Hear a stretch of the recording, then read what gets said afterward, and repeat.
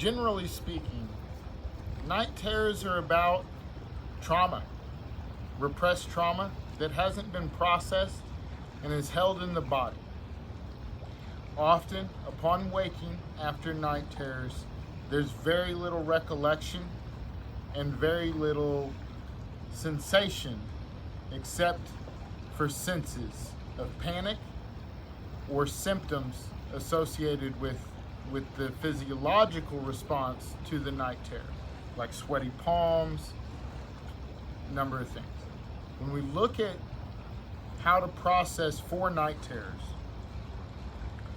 we want to try to find the corresponding resource that we would need in facing those moments as we sleep. And what that does is it allows us to take with us what we need into that dreaming state and then feed that to the part of ourself that's working in the shadow to process that event.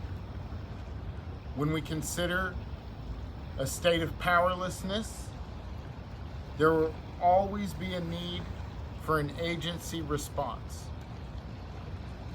When we think of an agency response, we can often correlate times where we've stood up for ourselves, times where we've given hard no's and enforced a no, times when we've advocated maybe for others, where we've stood up for others, times where we've acted in agency, okay?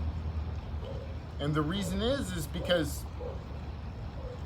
in a night terror, we have the possibility to conduct something akin to lucid dreaming and to influence the processes of that nightmare to turn it into something more in our control or in our control.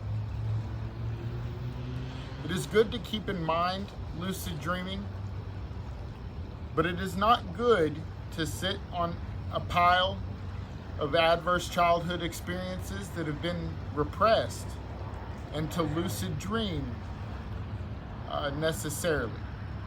I think one would need to be, I've done it and it was quite helpful.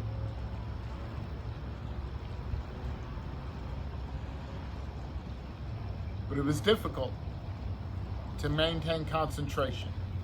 And I had to replay the dreams many times just to expand my window of tolerance around the terror and take more control of the dream.